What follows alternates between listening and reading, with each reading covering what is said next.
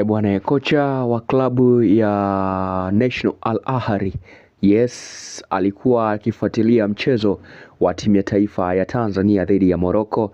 Moja kati ya vitu ambavyo amekuwa akifuatilia ni kutaka kushuhudia viwango vya wachezaji wa Dar es Salaam Young Africans ambao ndiye wanaenda kukutana nao katika michuano ya ligi ya mabingwa barani Afrika ifikapo mwezi wa kwanza tarehe 25.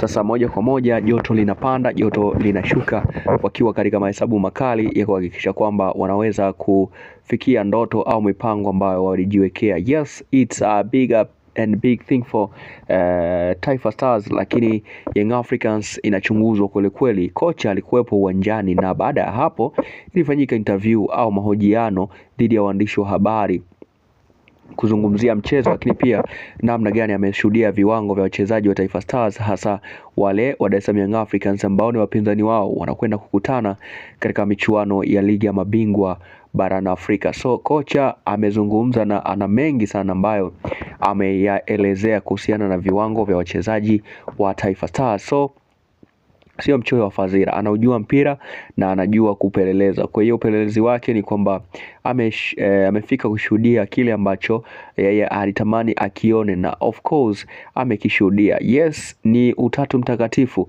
wa Bakari Nondo Mwamnyeto, Ibrahim Abdullah Baka, lakini pia Bakari Nondo Mwamnyeto pamoja na Dickson Job. Hawa ni watu watatu ambao wanatoka katika klabu moja ya Dar es Salaam Young Africans. Hawa wote katika kikosi cha wananchi kuna wakati wanatumika wote na kuna wakati anatumika watu wawili, mmoja anakaa nje. Mara nyingi sana Bakari Nondo Mwamnyeto amekuwa akitokea nje. Sasa je, mtatuambia kwa kiwango ambacho Bakari Nondo Mwamnyeto amekionyesha katika msimu huu au katika hii makala 35 ya huko Morocco 2025, je, anastahili kuwa anaanzia nje? Sasa je, kama anastahili kuanzia ndani, nani akae nje, nani aanze?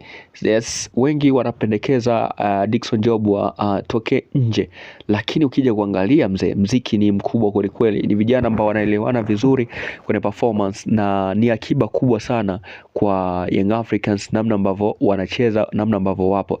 Kwa sababu ukija kuangalia Ibrahim Abdullah Baka anaweza kufanya kazi Bakari Nondo Mwamnyeto kwa kwenda kwa mipira yote ya juu, lakini pia big brain defender Dickson Job, big timing, ana timing nzuri kuicheza mipira ya juu. Ndio maana amekuwa moja kati ya mabeki ambao wana akili sana. Ameweza kumzuia Quilas ambaye ni beki mwenye kimo kirefu, lakini kupitia ubora ambao alikuwa nao au thinking capacity ya Dickson Job, Quilas anakosa goli, anashindwa kabisa. Kwa hiyo ukija kuangalia hapa utagundua tu wako bora. Sasa kocha mkuu wa klabu ya soka ya National Al Ahly, yeye anasema kwamba ni kweli ameshuhudia mchezo ambao umeshangaza wengi.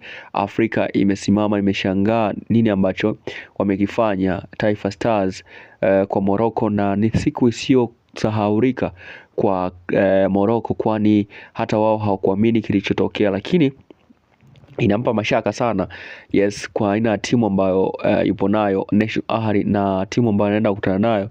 Hawa ni vijana wa Young Africans ambao asili yao huwa ni kukaza kwenye mechi ngumu na mechi rahisi.